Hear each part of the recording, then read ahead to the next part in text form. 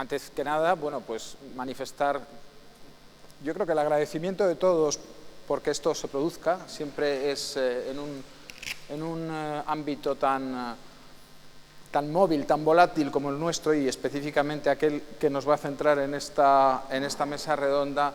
Es bueno que precisamente esta comunidad musical de la que nos acaban de hablar se siente a pensar sobre sí misma, porque estamos viviendo efectivamente unos tiempos pues muy cambiantes en el mundo en general, en el mundo global en general, y particularmente en el ámbito de la cultura, y particularmente dentro del ámbito de la cultura, en el ámbito de la comunicación de la cultura. Y en el ámbito musical aún más, puesto que, como también se nos ha explicado anteriormente, pertenecemos a un núcleo muy pequeño, pero con muchas ganas de expandirnos y con muchas ganas de manifestar que efectivamente la música clásica no es ni debe ser, ni debería haber sido nunca un asunto ni de especialistas, ni de unos pocos, ni de unos iniciados en algo, sino algo que tocase prácticamente a todos y cada uno de los habitantes de este planeta, puesto que es precisamente el lenguaje que nos hace a todos podernos comunicar entre nosotros sin necesidad de traducciones simultáneas, y además, y esto ya es una opinión personal, aquel que más ennoblece al ser humano. Mi nombre es Juan Lucas, soy director de Scherzo, estoy aquí en calidad de moderador de una mesa redonda en donde vamos a hablar un tema fascinante, delicado, como es precisamente el tema de la comunicación de la prensa en el ámbito de la música clásica, en unos momentos que, como todos sabemos, pues todo esto está cambiando mucho, y creo que casi nadie todavía a estas alturas sabe hacia qué dirección, cuál va a ser el futuro de la prensa musical en los próximos años, en las próximas décadas. Todos sabemos que en prácticamente 10-15 años el panorama se ha revolucionado completamente por el advenimiento de Internet, de las redes sociales. Se habla, y con razón, mucho de la crisis de la prensa en general, y en nuestro pequeño ámbito de la crisis de nuestra prensa en particular. Hace 20 años cualquier aficionado a la música clásica tenía un medio muy claro, muy neto de informarse, que era precisamente a través de la prensa especializada, bien de la prensa bien general, o bien, sobre todo, de la prensa especializada en papel. Con el advenimiento de las redes sociales, con el advenimiento de Internet, el panorama, el paisaje se ha explosionado, por decirlo así, y hasta el punto de que muchos se preguntan si realmente la prensa especializada, y sobre todo la prensa especializada tradicional, las revistas especializadas en música clásica, tienen hoy, primero, si tienen futuro, y segundo, incluso si tienen sentido. De todo esto vamos a hablar, sobre todo van a hablar las personas que me rodean. Yo, como les he dicho, estoy en calidad de moderador y voy a proponer una serie de preguntas a partir de las cuales espero que se genere, y seguro que va a ser así, un intenso y muy interesante debate. Voy a comenzar presentando a mis contertulios de derecha a izquierda, según mi situación. Tenemos a Ignacio Elguero. Ignacio es periodista, es escritor y es un hombre además muy vinculado a un medio concreto que es la radio. Fundamentalmente es jefe de programas de Radio Nacional de España, y me imagino que nos va a dar una perspectiva muy interesante desde ese ámbito de la comunicación que es la emisora de radio, que afortunadamente sigue teniendo hoy un peso en nuestra sociedad muy fuerte. A mi derecha tengo a Luis Uñén. Luis Uñén es escritor, es poeta, es editor y ha sido hasta hace muy poco mi antecesor como director de la revista Scherzo, al que afortunadamente para mí al menos, sigue muy vinculado. Es un gran amigo y es probablemente una de las personas que más conoce desde dentro, después de tantísimos años de actividad, este mundo y esta problemática sobre la que vamos a hablar. Y a mi izquierda tengo a Berna González Harbu, periodista bien conocida y además muy vinculada durante mucho tiempo al ámbito del periodismo cultural por sus trabajos sobre todo con el periódico El País, en donde creo que has estado en Babelia, que ha sido un instrumento y sigue siéndolo muy importante de comunicación cultural, también del País Domingo, en fin, pues es una personalidad dentro del ámbito del periodismo en general, en este caso ya en general de nuestro país. Y last but not least, tengo a mi izquierda a Ángel Mestres, gestor y consultor cultural. Bienvenidos todos y a partir de aquí yo voy a abrir ya el debate. Bueno, voy a empezar, si me permitís, por Luis Suñent, si os parece, y puesto que precisamente, bueno, pues el tema que nos ha ocupado a él y a mí durante todos estos meses es precisamente la prensa, cómo combinar o cómo pensar o cómo reflexionar la coexistencia, si realmente es posible esa coexistencia, entre ese mundo prácticamente sin fronteras, entre ese campo que no tiene puertas, que se llama Internet, y ese ámbito de las revistas de papel, que, bueno, que muchos aficionados siguen pensando que son necesarias, pero que la realidad demuestra cada vez más que su subsistencia es más difícil. Luis, ¿cómo ves el asunto? Bueno, pues el asunto lo veo regular, claro, ya lo has dicho tú, has puesto ya las bases de cómo está la cosa. Lo que pasa que la ventaja de la composición de esta mesa es que no todo el peso descansa sobre las revistas especializadas, que lo tienen evidentemente, sino que también la radio, también el periodismo, digamos, convencional, aunque cada vez menos convencional, en tanto en cuanto Berna representa también una aventura como es la de el diario El País, en la cual lo digital tiene una importancia cada vez mayor, y la, digamos, organización, la promoción, la presencia de lo que llamamos sociedad civil en la difusión de la cultura, que también está aquí representada. Entonces, claro, partimos de una crisis que yo creo que nos afecta a todos, ¿no? La crisis general de la sociedad, es decir, estamos en un contexto de crisis económica, en una crisis también del propio periodismo y en una crisis también de lo que podríamos llamar la reputación de la cultura. Que tiene que ver, claro, también con bueno, la manipulación política de la propia cultura. Hemos tenido hace muy poquito un ejemplo evidente con los premios líricos de la Fundación Premios Líricos Teatro Campo Amor de Oviedo, que han sido suprimidos por razones que, en fin, alguien debiera explicar de una manera seria, sobre todo en el contexto en el que vivimos de una Europa acostumbrada a que los poderes públicos apoyen a la cultura y a la difusión. En el caso que a mí me ocupa de las revistas especializadas en música clásica, claro, hay revistas especializadas en arquitectura, por ejemplo, que tienen un público cautivo amplio, que tienen una oferta interesante publicitariamente hablando, no solamente capaz de sostener la publicación, sino de informar también con esa publicidad a sus propios lectores, que son profesionales de aquello que les va a interesar a la hora de hacer, en el caso de la arquitectura, las casas que construyen. Nosotros, en las revistas culturales, sin embargo, la crisis de la publicidad, ese público cautivo es mucho menor.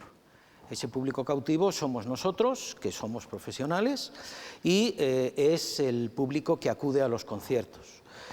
Un público, como decía antes Eric Booth en su admirable intervención, que o está calvo o tiene canas.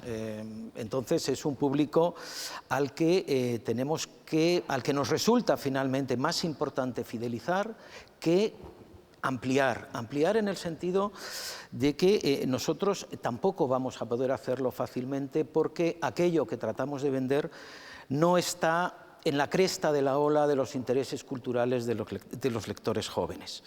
Por tanto, ahí nuestro papel, digamos en el caso de una revista especializada como es Scherzo, que no es una revista, y que también es un tema que valdría la pena tratar, que no es una revista dedicada a la pedagogía musical, por ejemplo, que es otro tema diferente y que tiene que ver muy directamente con la educación. Nosotros nos dirigiríamos a un público ya formado.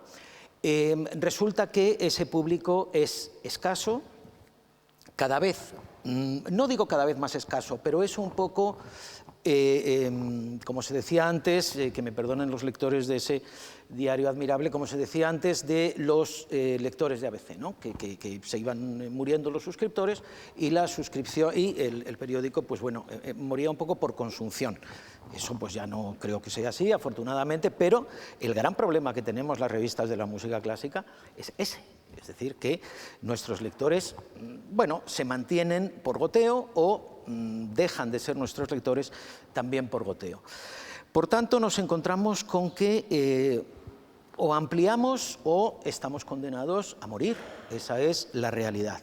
La publicidad impresa es cada vez más escasa.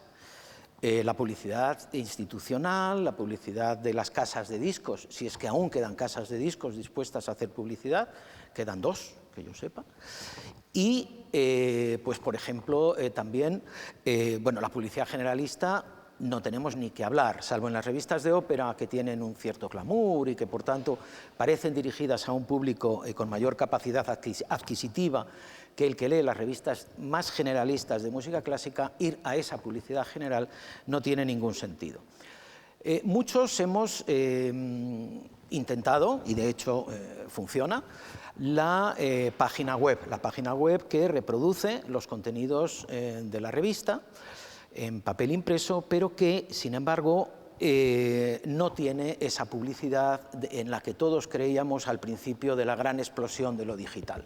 Hablábamos del enorme tráfico que íbamos a tener y cómo ese enorme tráfico nos iba a permitir sobrevivir poniendo a alguien que llevara una edición diaria de nuestra revista digital.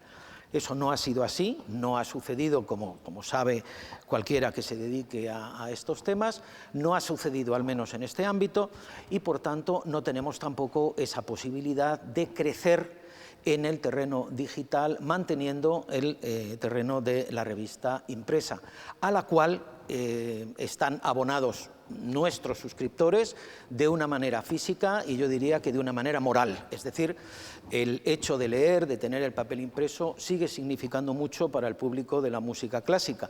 Un público, por otra parte, que, además de tratar de atraer públicos nuevos, debemos aprender a mantener. Eso es algo que muchas veces olvidamos también cuando nos ponemos a hablar de la necesaria atracción de los públicos para la música clásica, y eso afecta tanto a las orquestas como a los que hacemos publicaciones especializadas. No me quiero extender porque somos unos cuantos a hablar y con cosas yo creo muy interesantes que escuchar de mis compañeros de mesa, pero creo que las cosas van hacia lo digital, lo creo firmemente, pero hacia lo digital muy relacionado, y en eso creo que es importante que lo tengamos en cuenta, con el propio negocio de la música clásica. Es decir, hay opciones, hay la opción de ser muy divulgador, esa es una opción. Hay la opción de participar en, no sé, lo que sería una especie de programa pedagógico general para posibles aficionados a la música clásica, es decir, tratar de hacer eso que la educación es la que tiene que empezar a hacer desde el colegio. Y luego hay la opción por la que yo personalmente apostaría en este momento en España, que es la opción profesional, la opción de servir como fuente de información, como fuente de crítica y como fuente de reflexión muy profesionalizada. Lo digo porque en la página web de Scherzo, las noticias que al menos en mi época tenían más interés y recibían más retuiteos y cosas de estas, eran las referidas a la profesión. Por ejemplo, si había pues, una encuesta sobre cuánto ganaban los directores en Estados Unidos, por ejemplo, o si había un buen artículo que nosotros reproducíamos sobre captación de público, sobre programas pedagógicos, sobre incluso fichajes por parte de agencias, etc. Es decir, necesitaríamos esa complicidad de este mundo nuestro, pero mi pregunta es, ¿realmente los profesionales nos interesamos por las noticias que tienen que ver con nuestra profesión? Y ahí la respuesta sería muy decepcionante, hasta el punto de que publicas una crítica sobre un estreno de un compositor y el compositor te llama y te dice si le puedes mandar el PDF. Es decir, no te dice siquiera dónde puede comprar la revista, si se la puede bajar de la página web de alguna manera. Es decir, lo que nos interesa es que hagan por nosotros, no digo sin poner nada a cambio, el compositor ha puesto su talento y quien le ha encargado la obra ha puesto el dinero para que la realice, y la orquesta, la cual muchas veces prefiere el previo a la crítica. Eso también en Scherzo me lo comentaban, es decir, es que es mucho mejor un previo que una crítica. Claro, es mucho mejor porque la taquilla es muy importante, pero una crítica es fundamental para el desarrollo artístico de esa orquesta, y una crítica bien hecha. Por tanto, yo creo que ir a esa profesionalización cada vez mayor, contando con un sector no siempre favorable. Nosotros tuvimos que cerrar Scherzo Piano, que fue una idea que tuvimos hace años, y que resulta que enviamos 2 números gratuitos de la revista a todos los conservatorios y escuelas de piano de España. En el tercer número lo enviamos con una carta mía diciendo que ya podían suscribirse, y recibimos 0 suscripciones. 0. La revista costaba 11 euros al año la suscripción. Por tanto, no nos interesa lo que nuestro propio sector desarrolla. No nos pasa lo que a los arquitectos, que sí que siguen comprando Arquitectura Viva, las 3 ediciones de Arquitectura Viva, las 3 ediciones diferentes. Nosotros somos distintos. Entonces, ¿a qué nos obliga eso también? A poner un precio a la información. Es decir, la información gratuita es algo que probablemente tendrá también que terminar si queremos hacer una información profesional, porque las subvenciones del Ministerio de Cultura, y esas cosas se pueden decir claramente, Scherzo este año ha recibido, y es de las que más reciben, 13.000 euros de subvención, es decir, eso no es absolutamente nada, y gracias a la colaboración que la revista recibe de la Fundación BBVA, la revista puede tener un desarrollo.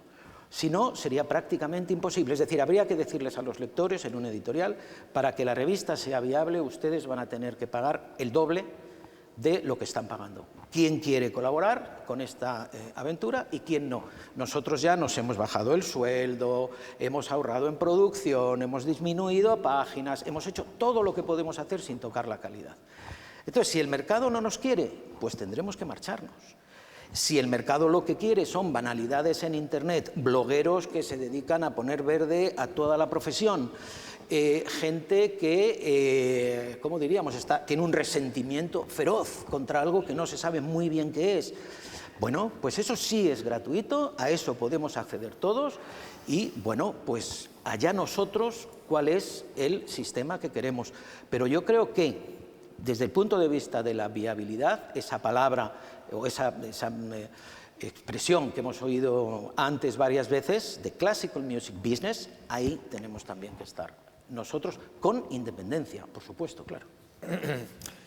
Berna, ¿tú estás de acuerdo con ello? ¿La prensa escrita está condenada o puede pasar como el libro y el disco, que los llevamos matando desde hace 20 años y sin embargo ahí están, y parece como que hay su hueco, que hay gente que siempre va a preferir ese objeto o siempre va...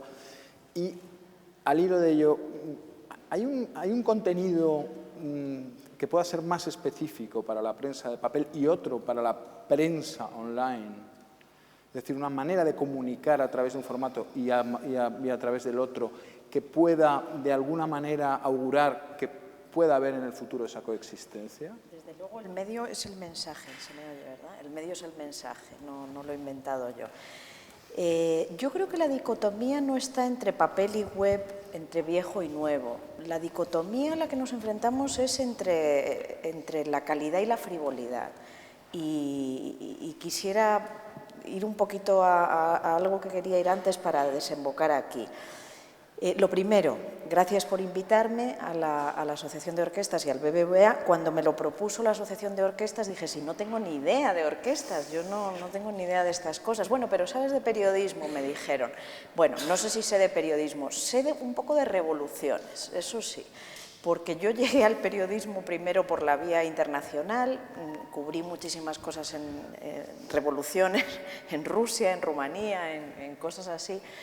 Luego fui una parte del equipo directivo que digitalizó y que hizo la revolución digital en el país, y es lo que hice en Babelia. Efectivamente he dirigido Babelia un par de años y lo que hice fue colocarlo en Internet. O sea, yo heredé en 2014, mayo, un Babelia solo de papel y lo coloqué en Internet. Y en 6 meses teníamos 2 millones de usuarios, decenas de miles de seguidores en Twitter, en Facebook, ahora ya son muchísimos más, aplicación de iPad. Podríamos, si queréis, extendernos en todo lo que queráis, porque es una manera de mismos colaboradores o renovados, mismo contenido, misma calidad, por eso vuelvo a la dicotomía, la ofreces en otros formatos, ¿no? Pero bueno, ¿por qué quería destacar lo de las revoluciones? Porque toda revolución contiene víctimas, pero también trae libertades, también trae oportunidades. Toda revolución tiene víctimas y la revolución digital, por supuesto que tiene víctimas y por supuesto que caerán víctimas, los que no sepan adaptarse, los que se queden adheridos ahí como una costra a unas formas del pasado que, como bien decía Luis, los vamos a ir perdiendo porque se mueren, pero es que se mueren y nos morimos nosotros si lo único que sabemos hacer es poner en un formato de papel una cosa, ¿no? Hay víctimas, por tanto, pero se abren oportunidades y se crean nuevas libertades. Por eso, por ejemplo, la semana pasada, la última entrevista que hice, que era un autor noruego, Lars Kitting, que la hicimos en el Retiro, es un autor de un libro sobre la madera, un libro precioso que ha publicado Alfaguara. Pensé, vamos a hacerle un vídeo en el Retiro, ¿no? Habría querido llevarle a una leñera o algo, pero bueno, lo hicimos en el Retiro. Entonces, hoy, ¿cómo hay que trabajar? Ya no vale poner una entrevista en un papel, hay que pensar en un vídeo. Ese vídeo convierte a esa noticia en más viral, porque circula mucho mejor en Facebook, en Twitter, lo ha explicado la ponente anterior. Entonces, misma periodista que soy yo en este caso, ya no solo me vale ir y preguntar a alguien y escribir, sino que tengo que pensar un pequeño guión para el vídeo, porque el vídeo será de 2 minutos, redactarlo, traducirlo, hacer una parte de la entrevista en vídeo y luego otra parte de la entrevista ya más conversada, más de 1 hora, para luego hacer un artículo de papel. Eso en Facebook, en Twitter, etcétera, etcétera, ha adquirido mucha mayor circulación.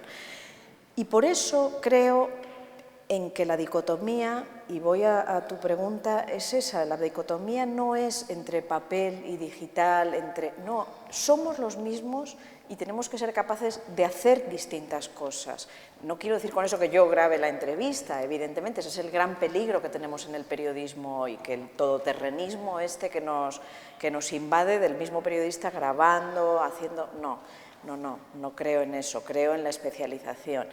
Pero sí adaptarnos a los distintos formatos, porque es a través de distintos formatos y de contar las cosas de forma finita para tablet, de forma infinita para internet, de forma de vídeo. Por ejemplo, en Babelia hemos hecho videocríticas, hemos hecho videopoesía, esos poetas que leen sus poesías en vídeo para Babelia circulan después, pero en decenas de miles, pueden volverse virales y se ven en América Latina, los ven los hispanohablantes de Japón o de Noruega o de donde sea.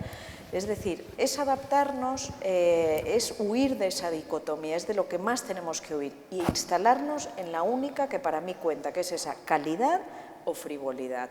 Y si abrazamos la calidad y somos capaces de producir en todos esos formatos y de una forma adaptada a nuestros lectores, pero con calidad, yo creo que el lector y el usuario, el cliente, el usuario único, se llama en Internet, sabrá encontrarnos y alguien sabrá o está logrando, desde luego, se va logrando publicidad. Y no solo publicidad, sino otras formas de patrocinio, ¿no? Claro. Sí, pero el problema, claro, los periodistas somos informadores, antes que nada. Claro. Podemos ser luego opinadores, podemos ser otras cosas, pero antes que nada el periodismo es información. Yo también he estudiado periodismo y es ciencias de la información. El problema, para informar hay que estar informado. Es decir, se presupone que aquel que habla sobre algo sabe de aquello del que habla. En cuanto nos metemos en un ámbito tan especializado como es la cultura y específicamente la música clásica, Por regla general, en el pasado, te voy a dirigir a ti ya esta pregunta, si te parece, Ángel, porque además tiene que ver un poco con los modelos económicos, porque claro, el problema es que Internet da pie a que se conviertan en informadores aquellos que no están informados, y ese es un gran peligro. Es lo que llama frivolidad. ¿Y por qué eso es así? Pues precisamente por la debilidad del informador profesional, ya que no ha podido establecer, o Internet todavía no le ha dado la clave de un modelo económico que sustente precisamente la estructura o la infraestructura que permita generar una información de contenidos, auténticamente de contenidos. ¿Cómo ves el problema? ¿Es soluble? ¿De qué manera puede establecer una prensa de calidad un modelo económico que le permita, de alguna manera, probar algún tipo de barreras, todas siendo imposible, a esa especie de vale todo que se ha convertido la información en Internet, donde cualquiera, el indocumentado más grande, puede soltar su zafarrancho acerca de un tema y tener muchísimas más visitas, muchísimos más lectores, muchísimos más seguidores que una persona con criterio que informa sabiendo de aquello que informa? Bueno, en primer lugar agradecer a la Fundación BBVA y a la EOS la invitación también igualmente, y al público que estáis aquí y a vosotros por poder compartir este rato. Yo creo que Bernal ha centrado mucho el debate, que no es tanto el medio, sino en el sentido de este debate entre calidad y frivolidad, ¿de acuerdo? De hecho, podríamos decir que no hay una palabra, cuando hablamos de calidad no hablamos de elitismo. Lo digo porque al hablar de música clásica, tal, podríamos caer en esa trampa, ¿no? O sea, yo creo que no hay una palabra que tú la juntes con cultura, que la digas con cultura, que sea peor que elitismo. Yo os invito a buscar una palabra que sea peor. O sea, juntar cultura elitista es algo que nos choca a todos, ¿no? En todo caso, lo que hemos de hacer, justamente, en palabras de Jorge Wagensberg, es acabar con la élite, ¿no? Es decir, sacar esa palabra de élite. Y es buscar esa calidad, pero buscar esa calidad quiere decir que para acabar con la élite, según Wagensberg, tenemos dos opciones. Una, matamos a toda la élite, cosa que no vamos a hacer, ¿no? Y la segunda es hacer que la élite sean todos. Es decir, que lo que nosotros divulgamos sea accesible por ese público. Y eso es lo que hace complicado, es cuando esa delgada línea roja entre lo que es calidad y ya me he traspasado a la frivolidad, pero como capto público nuevo para que esa frivolidad... Esa tensión yo creo que es la que estamos viviendo en los medios. De hecho, hay un libro de Julio Verne. Julio Verne hizo un libro que se llamaba La vida de un periodista en 2889, un libro muy poco conocido, no escrito, y él explicaba cómo era la vida de un periodista durante ese día, en 2800. Y muchas cosas acertó, de la comunicación global, etcétera, pero ponía a los periodistas en palacios dorados, es decir, porque tenían mucho poder y mucho dinero. ¿De acuerdo? La realidad ha visto que ahora sí, y vosotros que sois de periodismo, cuando nosotros hablamos del libro de Furio Colombo en 1995 publica un libro que sienta las bases de lo que nos está pasando ahora. La cifra el año 1995 es un año significativo, es decir, es cuando nace Yahoo, es cuando nace Amazon, y él lo que dice es, realmente nos encontramos que el periodismo ha vivido amenazado siempre por 4 elementos. Uno, por la escasez de medios. El segundo, por el poder. El tercero tiene que ver con el riesgo de la censura. Y el cuarto, el estado de ánimo de los que lo leen. ¿Qué pasa? En la actualidad, los 3 primeros están muertos, están porque hay mucha información de medios. Lo del poder, como hay tantos canales, hay vericuetos como para saltártelo, y de hecho es menos significativo, todo y que los grandes grupos mediáticos aún siguen atados a vínculos de poder, pero ha disminuido. El tema de la censura, sin lugar a duda, también ha disminuido, y en cambio se ha empoderado mucho el lector. Y yo creo que aquí es lo que, durante esta mañana, quizás es el complemento que nos falta, y lo lanzo aquí en el sentido de decir, estamos hablando de explicar historias, como decía Eric, estamos hablando de tener un conjunto de canales o de herramientas, como ha dicho Erika, ¿vale? Pero, al mismo tiempo, ¿a quién vamos dirigidos? Yo, como gestor cultural, que no trabajo en el ámbito específico de la música, me tengo que trabajar en diferentes ámbitos, ¿cuál es mi público realmente? Para yo poder ampliar, esté en un sector o en otro, es decir, cuando estoy en el sector de música moderna me interesa ampliar hacia los lectores del ABC, para entendernos, ese sentido, ¿no? El World Mobile Congress clasifica a los usuarios a nivel global en 4 grandes grupos, muy rápidamente. Primer grupo, los usuarios alfa. Los usuarios alfa son aquella gente que yo creo que no hay nadie de aquí que sea alfa. Alfa es alguien que usa Snapchat, es alguien que vive completamente conectado, es mi hijo de 9, 10, 13 años, ya, los de 15 ya no, ¿eh? Es decir, gente que si la tablet, te dicen, papá, la tablet no funciona, y dices, pues, funciona perfectamente, no, no hay conexión, no connection, no life. Es decir, están absolutamente... Esta gente, Snapchat, nadie de aquí lo entendemos, nadie de aquí lo usamos, y en cambio para ellos es significativo, ¿no? Y por lo tanto tenemos un grupo de gente que ya nos es muy difícil acceder. Segundo grupo, los millennials. Esta gente, los millennials, ¿qué son? Son gente que piensa que puede cambiar el mundo, que usa las tecnologías, que no tiene poder, que no tiene dinero, que no tiene capacidad económica. Aquí pues ya podríamos, quizás hay algunos, ¿no? Tercero, los boomers. Los boomers tienen que ver con toda la parte de gente que dice, perdón, los millennials son los que dicen, con la tecnología vamos a cambiar el mundo, ¿eh? Los boomers sería esta gente que utiliza Instagram, utilizamos WhatsApp, tenemos poder, tenemos capacidad económica y decimos, esto de la tecnología es muy importante y hay que cambiar la forma de hacer las cosas. Pero cuando el router de casa se nos avería, ¿no? Lo que hacemos es llamar a un técnico. Los dos primeros lo que hacen es ir a un tutorial de YouTube, es decir, tienen unas formas y unas dinámicas absolutamente distintas, ¿no? Y los últimos, que serían muy usuarios más por el tema de edad, serían los nuevos jóvenes, que les llama así, el World Mobile. Estos nuevos jóvenes son esta gente que dice, qué fantástica es la tecnología que me permite hablar con mis nietos por Skype. O sea, no conoce nada, ¿no? Estos cuatro grupos, si cualquier medio de comunicación, sea el que sea, no se plantea como estrategias para segmentar estos cuatro grupos, ya no digo después de segmentarlos, es muy difícil. ¿Por qué? Porque vivimos todos en una cierta burbuja filtro. Paseamos por las páginas que nos interesan, tenemos las listas que nos interesan y por lo tanto es muy difícil salir de este campo. Si no conocemos los otros ámbitos, es muy difícil saltar, ¿no? Y a mí me parece que no es un tema tanto, insisto, de digital o papel, sino es un tema más de cuál es la delgada línea roja donde yo, para captar público, hasta dónde puedo llegar. ¿Por qué? Porque es contar historias, lo ha dicho Eric. Es contar una historia que a ti te fascine, que te motive, que te haga que de repente me rompa la cara por ese medio, ¿no? ¿De acuerdo? O por ese blog, o por... Bueno, vamos a terminar esta primera ronda. Ignacio, más o menos te hago la misma pregunta. ¿Cómo ves el presente y sobre todo cómo ves el futuro? Y bueno, también desde tu perspectiva específica de esa... A la radio también en su día se la mató muchas veces y sobrevivió y ahí está, más lozana que nunca. Y eso, oye, como que nos da esperanza a todos y indudablemente la radio es un medio de comunicación absolutamente imprescindible para la cultura y más específicamente, obviamente, para la música. ¿Cómo ves el asunto? Bueno, pues yo lo mismo, muchas gracias a EOS por invitarme y a la Fundación BBVA, a todos ustedes.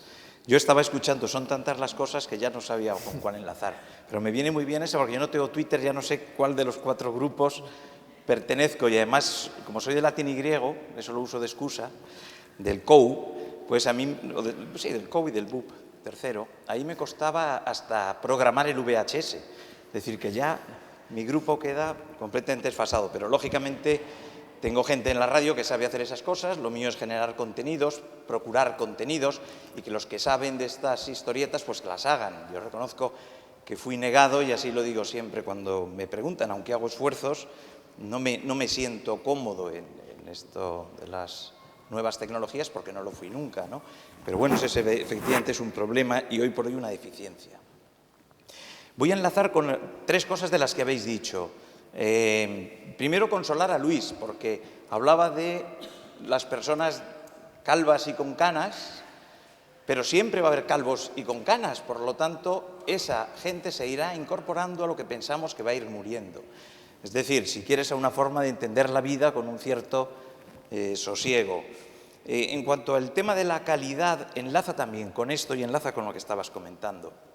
Mirar, en Radio Nacional, en un momento determinado, saben que tenemos 5 cadenas, Radio 3 inicia, porque supuestamente va un público joven, es una emisora que recuerdo nace en el 79 y que tiene ya un público adulto, pero que no ha dejado de incorporar un público joven, se da cuenta enseguida de que nosotros no vendemos aparatos de radio, es decir, no nos pasa lógicamente como el papel, tenemos la ventaja de que todo lo que nazca como nuevo soporte para nosotros es maravilloso, porque nosotros generamos contenidos y las redes, los múltiples soportes, un día puede morir AM y FM, a nosotros no nos dará igual, porque nosotros seguiremos difundiendo por donde sean los contenidos que generamos, de calidad, se supone siempre, ¿no?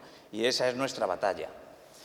Bueno, pues como nosotros no vendemos radio, nosotros generamos contenidos, Radio 3, el director de Radio 3 se da cuenta hace unos años de que efectivamente por ahí van a ir los tiros y es la primera emisora de radio que en España crea contenidos exclusivamente para una plataforma que vamos a llamar Radio 3 Extra y que podemos escuchar en la página web, que podemos escuchar en la aplicación del móvil o a través del botón rojo de televisión. En esto fuimos pioneros y después han ido otras radios. Somos los primeros que empezamos a darnos cuenta de la importancia de las redes sociales con la gente joven. ¿Qué le pasó a Radio Clásica? Radio Clásica efectivamente no entraba en eso, por lo que decía Luis. Es decir, hay un público supuestamente más mayor y sin supuestamente, porque nosotros tenemos lógicamente informes de la audiencia que tenemos y enlazo con lo que comentabas de los grupos de edad o grupos en general. Pero la nueva dirección de Radio Clásica, Carlos Andúa, sí es consciente de que hay que cambiar eso. Él, cuando era joven, dice que mi vida era Radio Clásica, escuchar Radio Clásica. No tenían redes sociales, no había página, la página web era muy mala. Y lo primero que hizo, aparte de ir dando protagonismo a gente joven, para que la gente joven, ojo, conviva con los veteranos de la emisora. No se trata, como se piensa muchas veces, de lo que se llama la efebocracia, es decir, las nuevas generaciones se cargan a las maduras, a estos señores de pelo blanco que hablaba Luis, que aquí algunos ya lo tenemos. Por lo tanto, en esa convivencia que se crea, por ejemplo, en Radio Clásica, ha hecho que acabemos de celebrar los 50 años de la emisora y el programa Sinfonía de la Mañana, que lleva un chico joven, que es Martín Llade, que es el que más ha utilizado las redes sociales, demostrando que las redes sociales son un instrumento muy valioso para contactar con las nuevas generaciones, se ha llevado el premio Ondas. Radio Clásica, que se acuerden en algún premio así a nivel nacional, pues para nosotros es verdaderamente un auténtico privilegio, ¿no? Y entrando con la calidad de la que hablaba ahora Berna, pues les quiero comentar, o la banalización de la cultura, les quería poner algún ejemplo. Nosotros tenemos unos radioteatros, unas ficciones sonoras, que hemos recuperado un género que consideramos clásico, que podríamos pensar que va a un público mayor. Bueno, hoy, sin ir más lejos, Radio 3 programa en los teatros del canal Historia de una escalera de Buero Vallejo. Estamos ante una obra indiscutible del teatro español y hemos elegido la cadena supuestamente joven para emitirlo. ¿Cómo lo vamos nosotros a articular esta publicidad? ¿Nos valen los métodos tradicionales, las cuñas, etcétera, etcétera? Pues lógicamente desde hace muchísimos años no. Lo vamos a dar en streaming. Si ustedes entran en YouTube van a poder encontrar 11 vídeos de los ensayos. Si entran en Facebook o en Twitter van a encontrar un apartado especial en Facebook y Twitter que habla de la obra de Buero Vallejo, donde se puede generar un debate entre la gente más joven y la gente más adulta. Les digo esto porque fíjense, entrando también en los grupos de edad, lo que nos pasó hace unos años. Nosotros teníamos una ficción sonora que llevábamos a cabo en la Casa Encendida de Madrid. Estábamos haciendo clásicos. Entonces, el tema de las redes sociales y los nuevos soportes estaban empezando. La última obra que hicimos fue El perro del hortelano. Y el responsable de la Casa Encendida nos llama a una reunión y dice, estamos un poco preocupados porque textualmente han venido 5 señoras mayores a ver la obra. Entonces, o se ha quedado el género atrás o este tipo de obras no llega a un cierto público por precisamente tratarse de obras clásicas. Y yo fui culpable de una cosa de la que ahora me alegro. Me encargan dar una vuelta a qué podemos hacer para llegar a un público más joven y a través de lo que les digo, que estaban comenzando las redes sociales, la página web, etc. Y yo entonces programo aprovechando que era el 50 aniversario de la película de Hitchcock, Psicosis, hacer Psicosis. Bueno, pues llenamos, abarrotamos. Tuve algunas críticas por decir que habíamos pasado de un clásico a Psicosis, y posteriormente La vida de Brian. Para mí era un reto igualmente llevar Psicosis a la ficción sonora. Hicimos muchísima difusión a través de las incipientes redes sociales, pues ya tenían un cierto recorrido y triunfamos. En 8 minutos acabaron las entradas. Hacía un año habían ido 5 personas mayores a ver la obra. Ahora que hemos hecho que la gente llegue a un nuevo género que podíamos considerar mayor, hoy llenaremos para ver Buero Vallejo, Historia de una escalera, a través de Radio 3. Por cierto, están ustedes todos invitados, ¿no? Por lo tanto, creo que, por supuesto, la calidad siempre por encima, eso desde luego. Creo que hay que hacer llegar los contenidos que podemos considerar clásicos de mayores a las personas más jóvenes. No creo que la música clásica, como ninguno de ustedes, sea para las personas mayores, pero es cierto que quizá estamos llegando mal a las nuevas generaciones. Eso es lo que pensó el director de Radio Clásica, como les digo, Carlos Andúa, y les puedo asegurar que por los test que tenemos ahora, a día de hoy, sabemos que estamos llegando donde antes no llegábamos. Es decir, que el debate es complicado y es complejo, sí. Que hay que cambiar los formatos, por supuesto. Que nos ayudan las nuevas tecnologías, está clarísimo. No es fácil. Claro, ahora habéis intervenido los 4, ahora ya os dejo, por supuesto, esto es un debate, no es una entrevista. No. Berna. Sí, recojo varios hilos también. Tú mencionaste estrategias. Estoy recordando un informe del New York Times, no sé si lo pudisteis leer, que hace un año o dos, un par de años, se filtró que había tenido a como 20 personas el director investigando cómo había que cambiar la redacción para abordar la nueva realidad.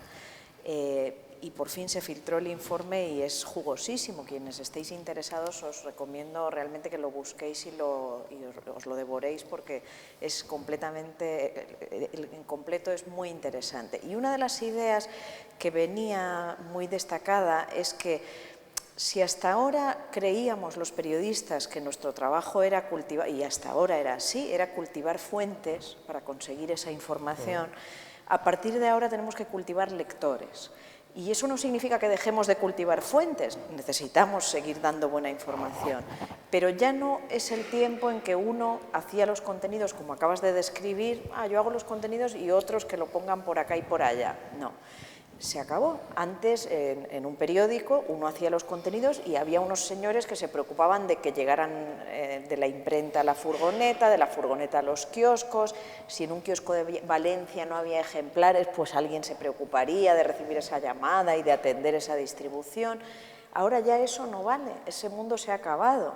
Existe y hay que atenderlo, pero la distribución, es decir, si mi artículo hoy nadie lo está viendo, no tiene audiencia, el problema es mío también, el problema es del medio, pero el problema es mío, es de la redacción, no es de un departamento de marketing, no es de un departamento de distribución, no es de departamentos que no tengan que ver con el periodismo.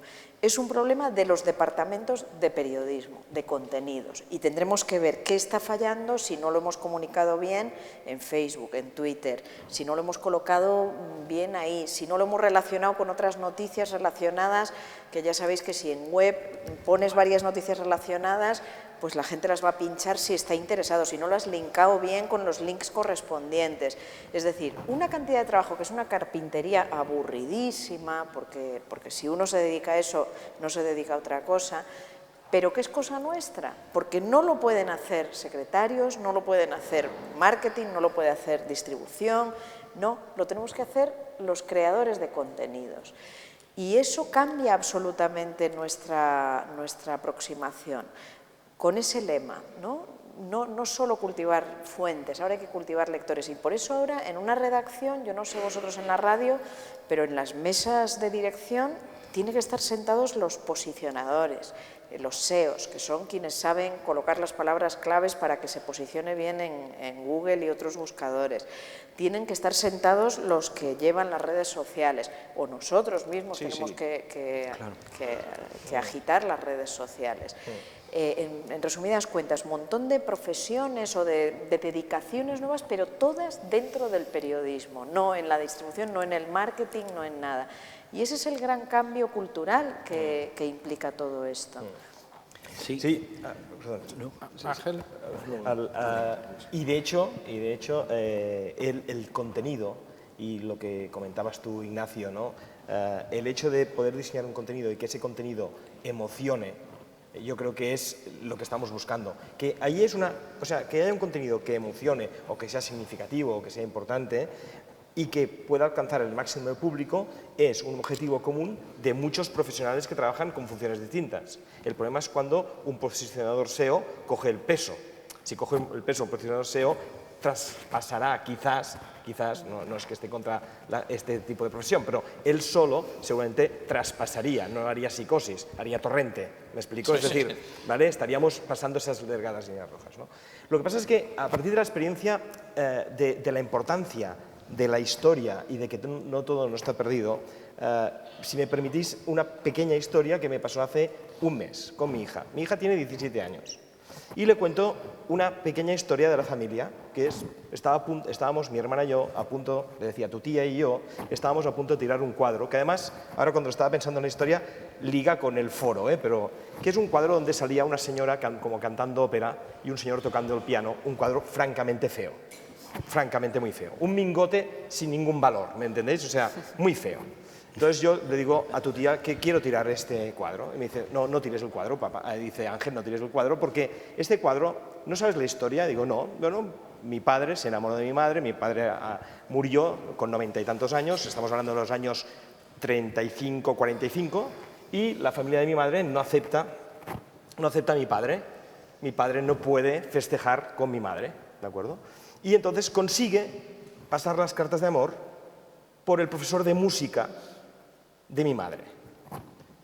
20 años después, mi padre le regala ese cuadro feo a mi madre, ¿de acuerdo?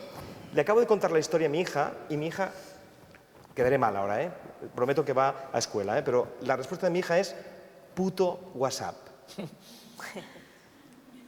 ¿Por qué? Porque conseguimos que la historia esté por encima de las redes sociales, ¿por qué? Ella consideró que aquella historia es lo que ahora con el WhatsApp ella no puede conseguir, no puede tirar adelante.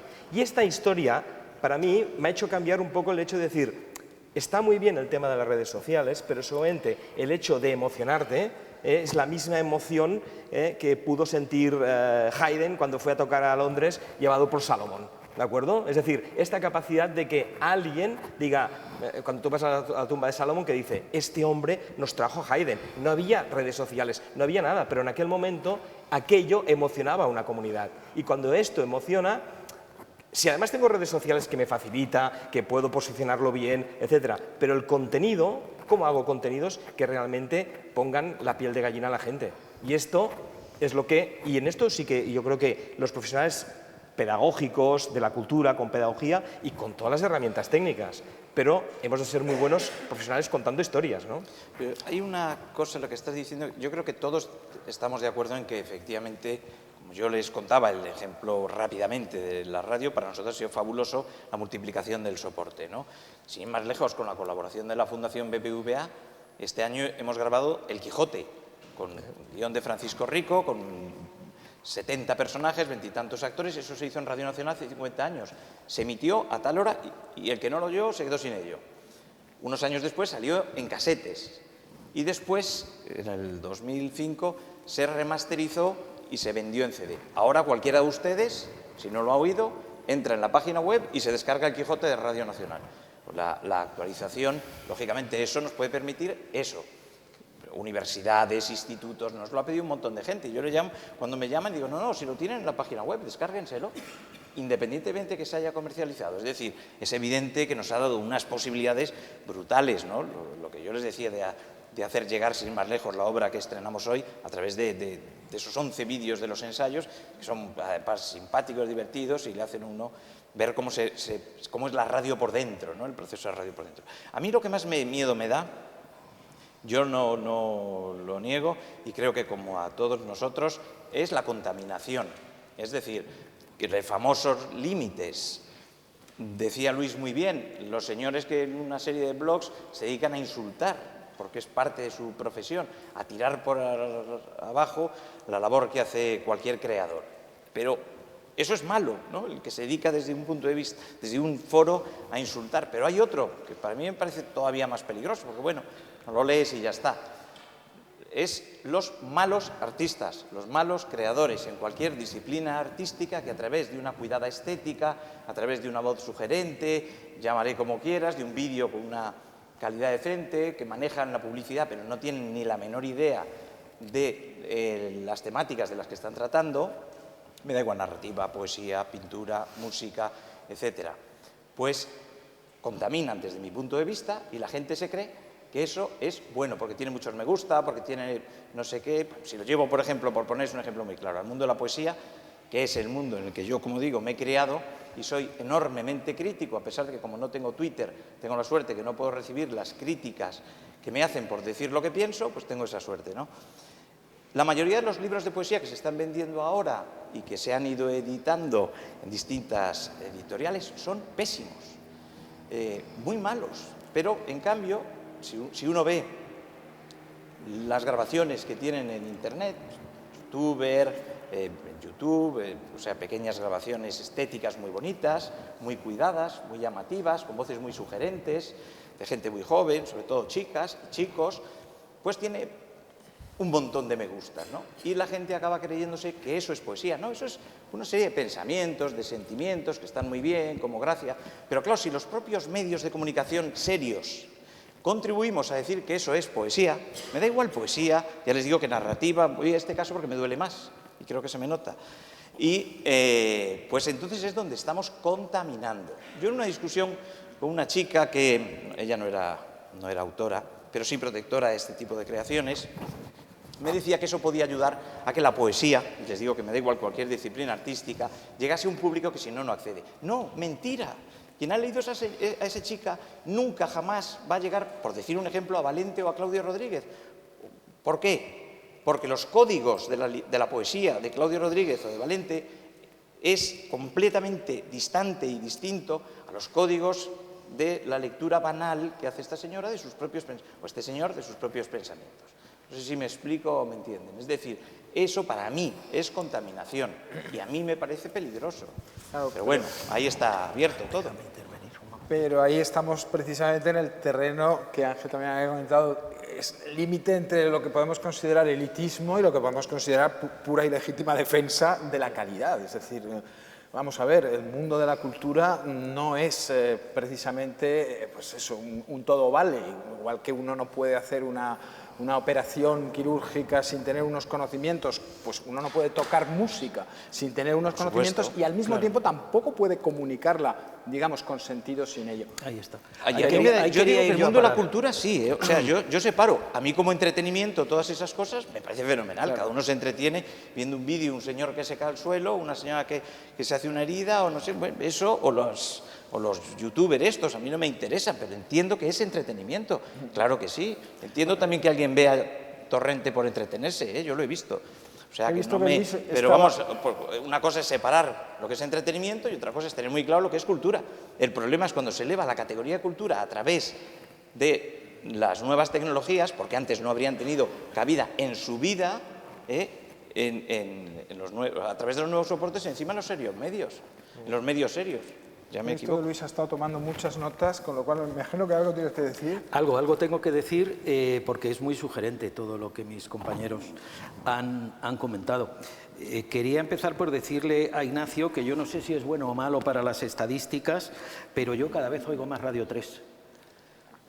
Y será por algo, pero me gusta Radio 3. Yo fui antes un rockero en mi tierna infancia, y como alguno que está por ahí sentado, y realmente creo que Eso es buenísimo, Luis. Es muy difícil, no, ya lo sé, es muy Porque difícil demuestra que caben mantener todos. la titularidad estatal de una emisora de esas características, pero realmente, si quieres escuchar esa música muy profesionalmente hecha, quiero decirte lo que es la difusión de esa música, tienes que acudir a Radio 3. Eso por una parte. Por otra parte, me ha encantado lo que ha dicho Berna de la responsabilidad final del editor, de aquel que, digo editor porque es también mi antigua profesión. Y realmente yo recuerdo cuando nos salía una errata en un libro, cuando nos salía una cubierta con una fotografía mal hecha y había que volverla a hacer, la culpa es siempre del editor, es siempre quien tiene que tener el control de todos los procesos hasta llegar al producto final.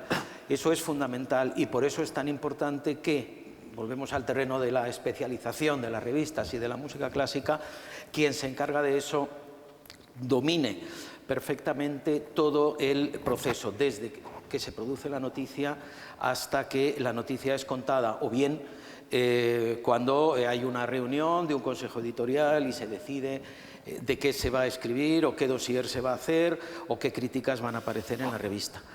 También es muy interesante de lo que ha dicho Berna y nos interesa mucho a los del métier el asunto del valor añadido. Es decir, yo creo que no hay buena publicación digital que no tenga un valor añadido que una publicación en papel no puede tener bajo ningún concepto. Quiero decir, estamos aquí en una reunión de orquestas. Si yo tengo una revista digital, una de las cosas que puedo conseguir es que mi revista se escuche. Y es algo que encontramos mucho más en las páginas, en las buenas páginas web de las orquestas, me refiero a la Filarmonia, a la Boston Symphony, a la Filarmónica de Berlín, a la Sinfónica de San Francisco y su maravilloso proyecto Skipping Score. Me refiero a ese tipo de cosas. En una revista digital vamos a poder hacer eso. Y el editor tendrá que ponerse de acuerdo con vosotros para que vosotros le deis un previo, le deis acceso a un ensayo del concierto que estáis dando esa semana, procuréis un background de ese solista o ese director que tenéis. Es decir, ahí hay una colaboración con las orquestas verdaderamente extraordinaria, además de que, claro, una revista digital de música pues tiene que tener la posibilidad de vender vuestras entradas, de tener un tablón de anuncios en el que la gente se compre un piano, es decir, cosas que pueden ir de lo ínfimo a lo que ya puede ser una transacción, digamos, importante, pero sobre todo ser mediadores de una presencia activa en el mundo de la cultura que es tan importante como lo que puede hacer un museo, como lo que puede hacer una biblioteca. Yo insisto muchas veces en eso.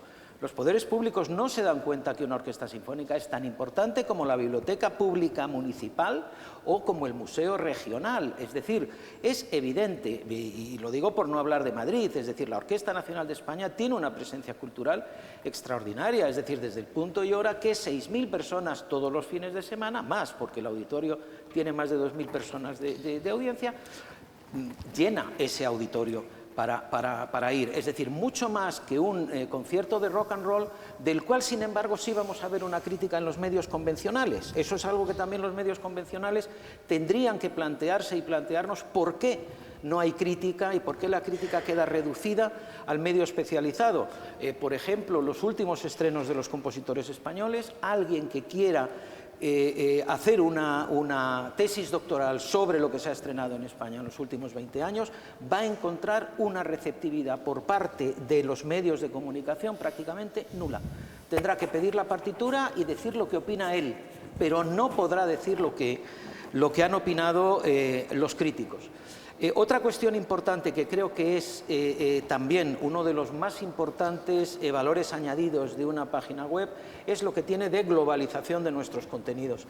Y en el caso de una revista de música clásica digital en España es América.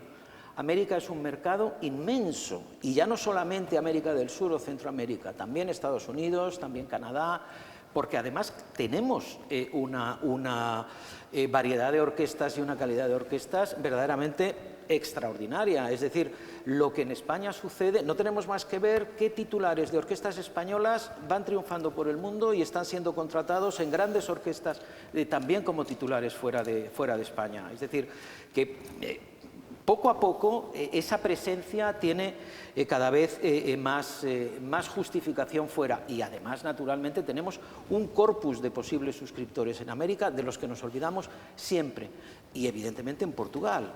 Ahora que están los Reyes, pues podían decir los Reyes que la gente se suscribiera a las revistas musicales españolas, que están muy bien. Y luego, y termino mi intervención, el tema del elitismo.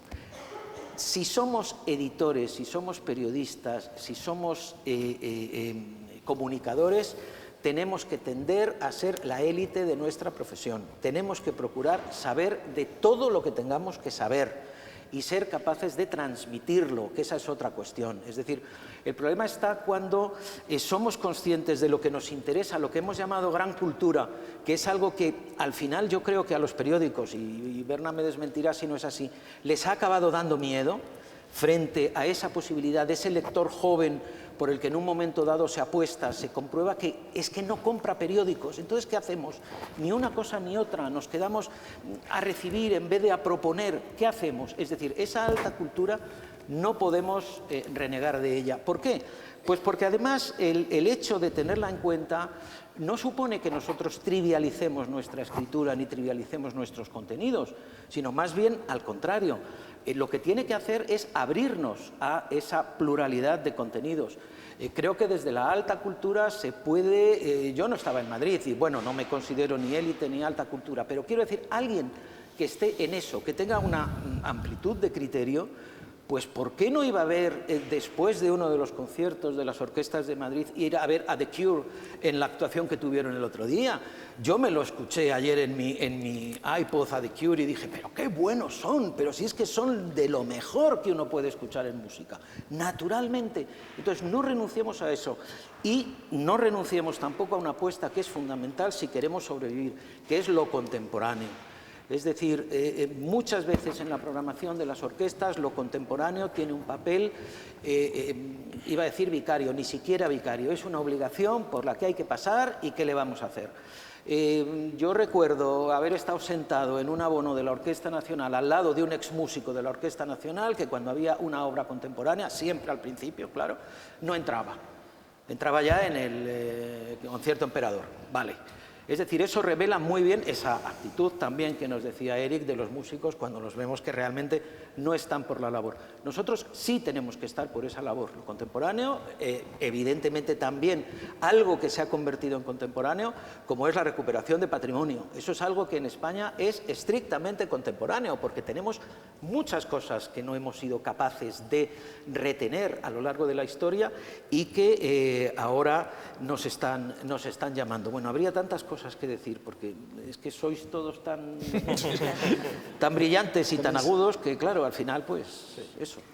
No, un poco, estando de acuerdo con algún matiz con Luis, el término alta cultura es complicado. Es complicado.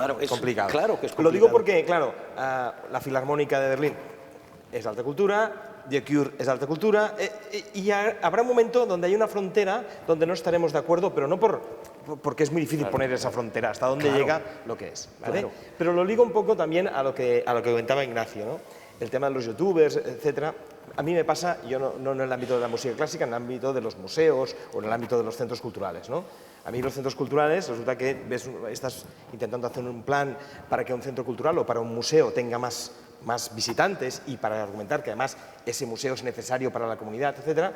Y claro, la respuesta a veces de quien sea que te esté cuestionando ese museo, ya no digo la ciudadanía, que entonces ya es la crisis total, te dice, oye, el shopping de al lado o el centro comercial de al lado está a full los sábados por la tarde, ¿no? Y es lo mismo que pasa en este ámbito y tengo dos opciones, es decir, no, lo que hacen allí no es nada, o dos, plantearme qué es lo que estoy haciendo yo mal para poder revocar o para poder revertir ese proceso, ¿no? De hecho, con la crisis se han cerrado, aquí en Alcobendas se cerró el Museo de la Ciencia de Alcobendas y yo creo que nadie salió, se encadenó en la calle, nadie... Claro. Y eso no es culpa de la ciudadanía que no lo siente, es que yo creo que es culpa de procesos educativos que no hacen valorar ese museo, culpa de los gestores culturales que no lo hacemos agradable y por lo tanto... Insisto, estando de acuerdo con lo que planteas, lo planteo más desde la perspectiva de decir cómo podemos nosotros revertir ese proceso para poder pensar nuevas formas de llegar a esos nuevos públicos. Y es muy complejo porque competimos en desigualdad. Es decir, el museo o la orquesta, hacerle significativo dentro de un territorio cuando resulta que la gente está reivindicando que haya un centro para la tercera edad, para entendernos, claro. No, es complejo. Y además es hacer, cuando te plantean esa dicotomía, yo creo que es hacer que nos hacen trampa. Es decir, hay que seguir reivindicando y ahí estoy 100% de acuerdo contigo. Pero eso no quiere decir que no tenga que modificar el marketing, modificar la forma, acercarme. Ya no puedo ir y decir, mira, tal día en tal auditorio haremos un concierto. Tengo que ir previamente, hacer ruedas de prensa, claro, hablar, ir a los grupos de música. Sí, claro. ¿No? Ese es el proceso, ¿no? Claro. Y eso es un trabajo que es nuevo y que ensayo-error también, ¿eh? Es un proceso, ¿eh? Sí. Seguro, y yo creo que vosotros en el periodismo también, ¿no? Lanzar Babelia es un éxito, pero al mismo tiempo, seguro que en el proceso habéis tenido que ir parametrizando cosas y cambiando, ¿no? Pues lo mismo pasa en los gestores, ¿no? Claro.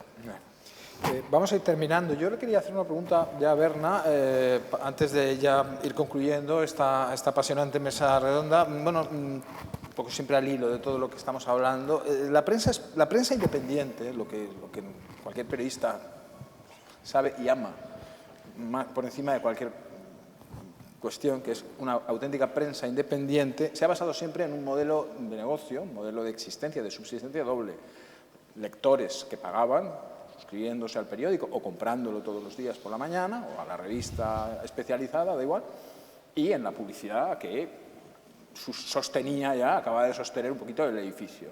Hoy en día, con el advenimiento de Internet, ese modelo se ha quebrado completamente. Los lectores no pagan, puede haber miles, millones, fantástico, pero eso no reporta objetivamente ningún beneficio, objetivamente económico, y la publicidad o es muy escasa o la que hay todavía, no sé si cambiará, pero todavía los ingresos publicitarios, lo que se paga por una publicidad en Internet es muy inferior a lo que todavía se paga por el papel. Yo no sé por qué, pero todavía en ese aspecto la prensa de papel todavía sigue conservando un cierto prestigio que hace que un anuncio en una revista o en un periódico valga mucho más que un banner en una página web, por muchísimas visitas que tenga. Bien, esa es la realidad. ¿Cómo puede entonces existir la prensa independiente? Bueno, primero, prensa independiente. Eso es un pleonasmo como la música militar y el pensamiento navarro. Estamos de acuerdo, ¿no? O un oxímoron. Oxímoron. Entonces, más allá de eso... Eso no se lo puedes decir a los alumnos de primero de periodismo. No, pero aquí estamos en confianza. No, entonces, no, porque lo voy a vincular a mi respuesta. Efectivamente, antes era fácil, o cobrabas del kiosco o cobrabas de la publicidad. Ahora, las fuentes de cobro se han multiplicado y lo saben las empresas. No sé si aquí hay empresarios, pero las empresas saben que ya no vale poner un anuncio en un periódico, poner un anuncio en un cine, sino que de repente tienes que estar poniendo anuncios por Facebook, por Google, que van dependiendo de los clics que reciben. Es decir, se ha multiplicado. Yo estoy estrenando un ordenador nuevo portátil y hoy mismo estaba haciendo unas cosas y al abrirlo sale publicidad y no sé lo que es. O sea, os confieso que no sé lo que es eso. No sé si no es Google, no lo sé. O sea, pero mi ordenador está abierto y salía un anuncio de Desigual. Digo, pero si no estoy en Google ni no estoy... Ahí salen vuelos, salen Desigual, no sé lo que es. Tengo que descubrirlo. Bueno, quiero decir que las vías, los youtubers, las vías de publicidad se han diversificado.